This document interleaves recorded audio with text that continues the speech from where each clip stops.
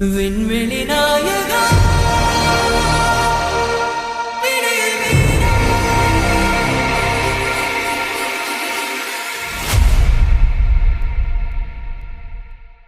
மலேசியாவில் அதுவும் புகழ்பெற்ற இந்த சாங்கிலா ஹோட்டல்ல சிறப்பாக ஏற்பாடு செய்திருக்கிறார்கள்.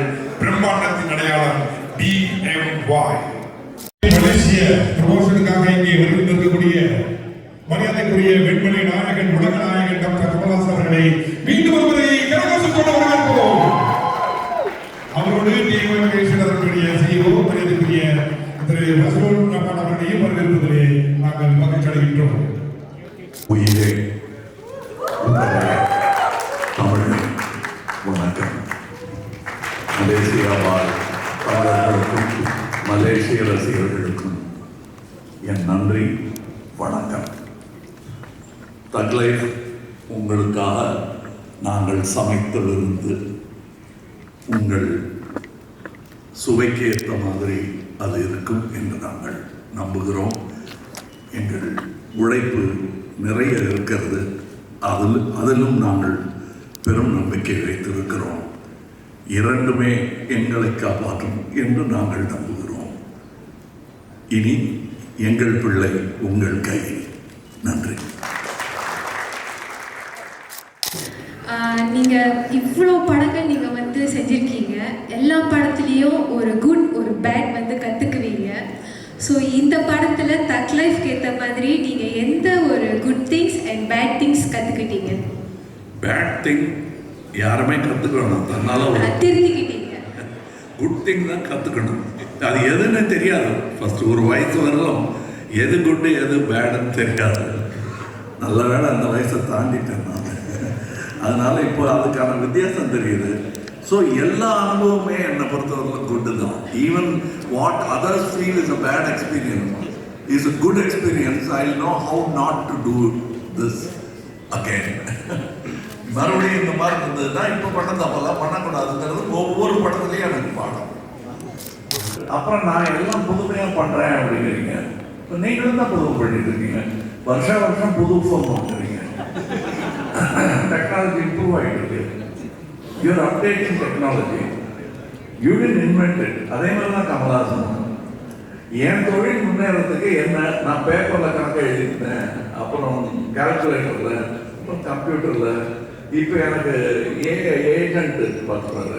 எங்கள் அக்கௌண்டன்ட்டுக்கு உதவியாக இருப்பார் அந்த ஏஜென்ட். இதெல்லாம் எனக்கு புகழாக சேர்வது வந்து நியாயம் இல்லை. நான் தேங்க்யூன்னு சொல்லிட்டேன்னா அதோட முடிஞ்சிடும். ஆனால் அது என்னுடைய பெருமை இல்லை. எனக்கு எந்த ஒரு தனி இடம் நீங்கள் கொடுத்தது போதுமானது. அதுக்கு மேலே எல்லாத்துக்குமே நான் தான் காரணம் சொல்லும் போது அதை நான் ஏற்றுக்க முடியாது. மற்றவங்க சொன்னால் கூட நான் வந்து இருக்கிறத இப்போ நான் ஒரு கேமரா கொண்டு வரேன்னா அதை நான் கண்டுபிடிக்கிறேன். அது கண்டுபிடிச்சு வச்சுருந்தாங்கன்னா அது முதல்ல போய் வாங்கிட்டு வந்தேங்கிறது தான் தவிர. ஸோ சந்தைக்கு முந்துபவன் தான், பந்திக்கு முந்துறது இல்லை. மற்றவங்க சாப்பிட்டதுக்கு அப்புறம் தான் நான் சாப்பிட்றோம்னு ஒரு விருந்தோம்பல் தமிழர்களுக்கே உரித்தான விருந்தோம்பல். மற்றபடி சந்தைக்கு முந்தி நம்ம போனோம். ஏன்னா சந்தையில் நாம விற்பனை செய்கிறோம் என்பதனால் அதற்கு தயாராக இருக்கிறேன். அவ்வளோதான் தவிர புதுமைங்கிறது வந்து நீங்கள் விரும்புவதனால் நாங்கள் புதுமை கலைஞர்களாகிறோம்.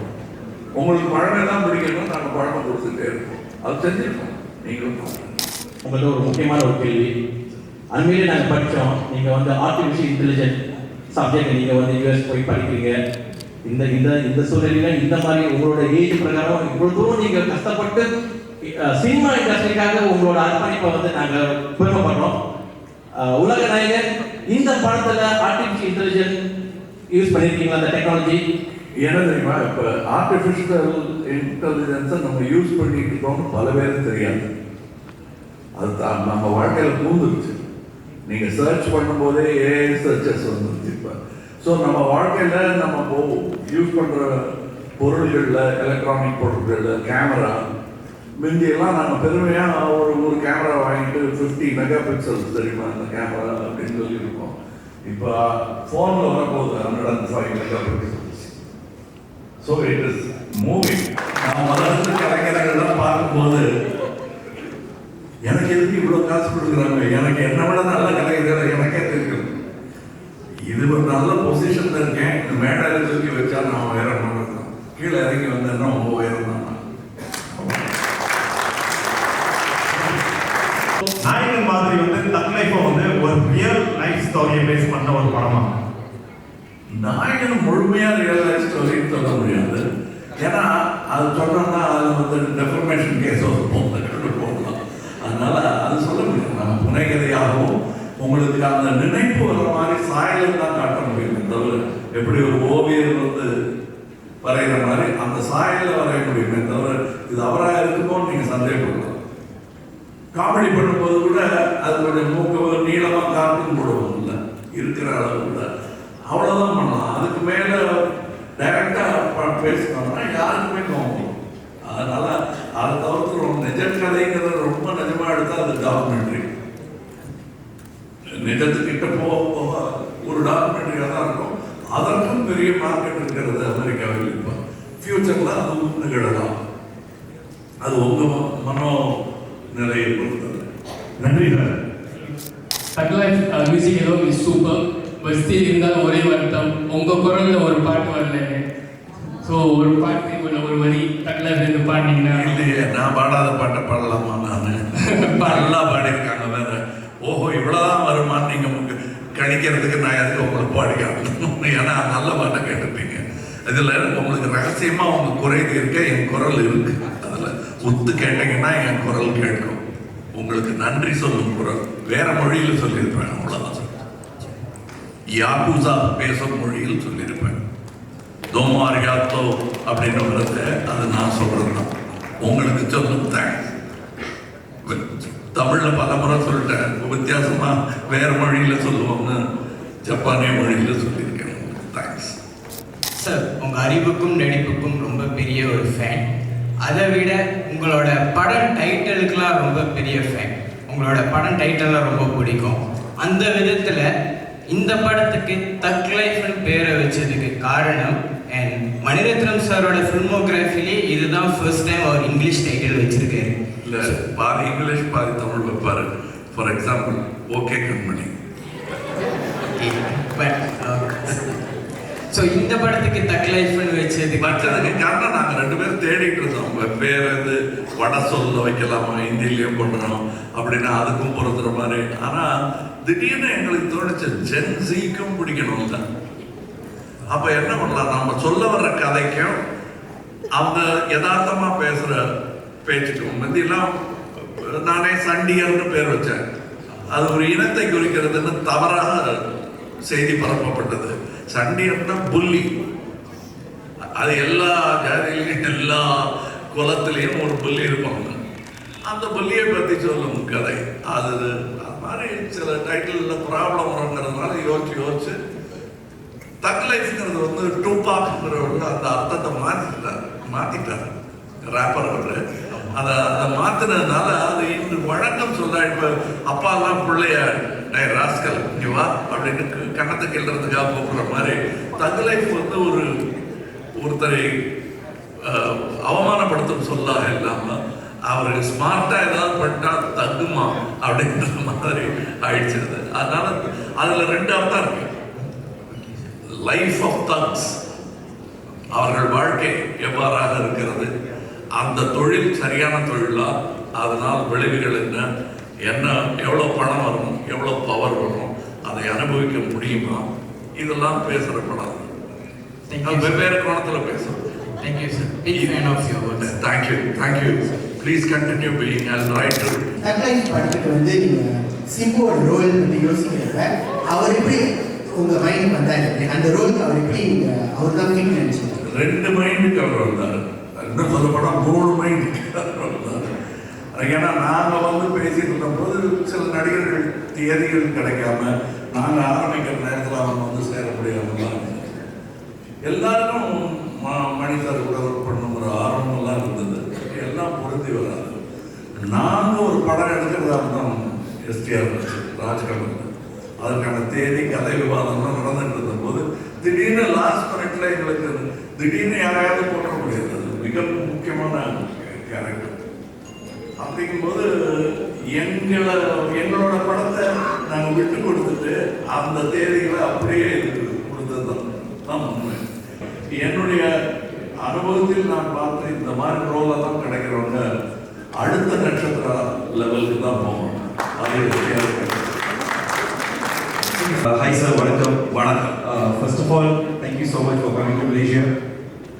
ரொம்ப சந்தோஷமா இருக்கு. நாங்களும் இங்க இருக்கிற ஆர்டிஸ்ட் தான் சார். எங்களை மாதிரி இன்னும் நிறைய கலைஞர்கள் இங்க இருக்காங்க. எங்களை மாதிரி இருக்கிற கலைஞர்களுக்கு நீங்க ஒரு பெரிய இன்ஸ்பிரேஷனாக இருக்கீங்க. நீங்க ஏதாச்சும் எங்களுக்கு விஷ் பண்ணணும், எங்கிட்ட ஏதாச்சும் சொல்லணும்னு நினைக்கிறீங்களா சார்? சார், எந்த தொழிலாக இருந்தாலும் நான் சொல்றது பொருந்தும். பயிற்சியும் பயிற்சிங்கிறது வந்து ஒரு நல்ல ஏற்கனவே அனுபவம் உள்ளவர்கள் சொல்லும் கொடுக்கும் பயிற்சியாக இருக்க வேண்டும். அதுக்கப்புறம் நீங்கள் வந்து அதை டெய்லி பண்ணியிருக்கிறது இல்லையா, அது முனைப்பா, அது உங்கள் கனவாக இருந்த கலை என்பது உங்கள் கனவாக இருக்கும் பட்சத்தில், பேஷனாக இருக்கும் பட்சத்தில் கண்டிப்பாக உங்களுக்கு கலையில் இடம் உண்டு. என்ன இடம்னு எனக்கு சொல்ல தெரியாது, எனக்கும் தெரியாது. நான் ஆரம்பிச்ச போது நான் டெக்னீஷியனாக வரதான் ஆசைப்பட்டேன். பாலச்சந்தர் சார் மாதிரி ஒரு டைரக்டராக வர மாட்டோமா அப்படின்னு ஏக்கத்தில். ஏன்னா நம்ம வைக்கிற குறி பெரிய மலையாக இருக்கணும். அப்போ நான் சிகரத்தை குறி வச்சேன். அது மாதிரி ஏறணும், பாதி ஏறினால் கூட போதுன்னு நினைச்ச போது அவர் தான் இந்த மலை நீ எப்போ வேணா ஏறலாம், உனக்கு வரும், காலில் பலம் இருக்கு. ஆனால் இந்த நட்சத்திர அந்தஸ்து எனக்கு என்னமோ தோணுது பெரிய நட்சத்திரமாக போகுது. அதனால அதை கொஞ்சம் ஓரம் கட்டிட்டு இதில் கான்சென்ட்ரேட் பண்ணு சொன்னதுனால தான் இந்த மேடையில் இன்னையோட உங்ககிட்ட பேசுகிறேன். Faisal from Utusan Malaysia. So my question is, will you consider to come back and shoot film in Malaysia? And what do you think about Malaysian fans? I've already shot a film here for my company. I didn't come. And we have shot years back. Mr. Rajani and I have come here. We've taken a song here. பாதி சிங்கப்பூரில் எடுத்தோம், பாதி இங்கே எடுத்தோம். அந்த மாதிரிலாம் பண்ணியிருக்கோம். இங்கே நான் பல முறை வந்துருக்கேன். மலேசியாவில் எனக்கு நண்பர்கள் நிறைய பேர் இருக்காங்க. கிட்டத்தட்ட ரசிகர்கள் அளவுக்கு சிங்கப்பூர்லேயும் மலேசியாவிலையும் எனக்கு நண்பர்களே இருக்காங்க. So I think we are related in more than one way as a culture. We are a group of people, our language unites us. அதனால் நான் தமிழ் கூறும் நல்லுலகில் இது ஒரு பெருநாடு என்று நான் நினைக்கிறேன். ஒரு நடனம் என்ன அப்படின்ற ஒரு அழகிய விளக்கம் நீங்க கொடுத்துருப்பீங்க. யதோஹஸ்தஸ் ததோ திருஷ்டி அப்படின்னு சொல்லி. ஸோ அந்த தலைவன் தான் நான் சார். நான் ராஜ்தான் மீடியாவிலேருந்து வந்திருக்கேன், ஜோஹோபாரு மாநிலத்திலேருந்து இங்கே வந்திருக்கேன். ஸோ எனக்கு என்னன்னா, நிறைய படங்கள் ஒரு படத்தோட இன்னொரு படத்துல வந்து உங்களுக்கு ரிலேட்டட் இருக்கவே இருக்காது. அந்த வகையில் ஆனால் ஒரு நடன கலைஞராக இருக்கிற நீங்கள் எல்லா படங்களிலையும் ஒரு நடனத்தை கொண்டு வருவீங்க. இப்போ நடந்த ஜீ தமிழில் நீங்கள் அங்கே போயிருந்தீங்க, உங்களை கூப்பிட்டாங்க, அங்கேயே ஒரு சின்ன நடனம் ஆடி இருப்பீங்க அந்த மேடையில். சாயங்க ஒளி மாதிரி மீண்டும் ஒரு கலை வருமா சார்? அதில் நான் தான் நடிக்கணும்னு நீங்கள் ஒரு பொருள் வந்து நியாயம் இல்லை. நானும் நடிக்கலாம். என்னை விட பிரபலமாக டான்ஸ் ஆடுறவங்க நிறைய பேர் இந்தியாவில் வந்துட்டாங்க. அது எனக்கு பெருமை. இப்போ இந்த ஊரில் மலேசியாவில் ஒரு 4 பேர் என்னை பார்த்து டான்ஸ் ஆடுறாங்கன்னா அதை விட பெரிய பரிசு எனக்கு என்னவா இருக்க முடியும்? அது நான் குருலாம் ஒத்துக்க மாட்டேன். ஏன்னா நான் உங்களுக்கு டெய்லி பாடம் ஆடிட்டு இருந்தேன். அதெல்லாம் உங்கள் உழைப்பு. இப்போ நல்லா ஆடுறீங்கன்னா உங்களுக்கு இன்ஸ்பிரேஷனாக இருந்தது எனக்கு நீங்கள் கொடுத்த கிரீடம். என்னுடைய அரங்கேற்றம் வந்து 95ல வந்து மயிலாப்பூர்ல தான் சார் நடந்தது. இங்கே தான் வர வேண்டியதாக இருந்தது, நான் வர முடியாமல் போயிடுச்சு. பட் லாஸ்ட் இயர் நான் உங்களுடைய ஆஃபீஸே நான் உங்களை மீட் பண்ணேன் சார். ஆனால் படம் எடுக்க முடியாமல் போயிடுச்சு. ஏன்னா இத்தனை வருஷம் கழிச்சு உங்ககிட்ட நேரடியாக பேசணும்னு நினைக்கும் போது எனக்கு ரொம்ப பெருமையாக இருக்குது சார். நன்றி நன்றி. இவ்வளோ கதை பின்னாடி எனக்கு தெரியாது. ரொம்ப ஆர்வமாக கைத்தறிட்டு இருக்கீங்க. அதனால தான் இந்த கடைசி கேள்வியாக இருக்கிட்டேன். ரொம்ப நன்றி. Continue practising. நன்றி. Thank you so much, Dr. Kamal Hassan and everyone who was present. We are so honored to have you guys here. And please again give a big round of applause to our Dr. Kamal Hassan. Alright, பிறகு மீண்டும் அவரை மாய்ட்டோட சந்திப்போம். Alright, ஒரு பலத்தை கேட்டுட்டு விண்வெளி நாயகா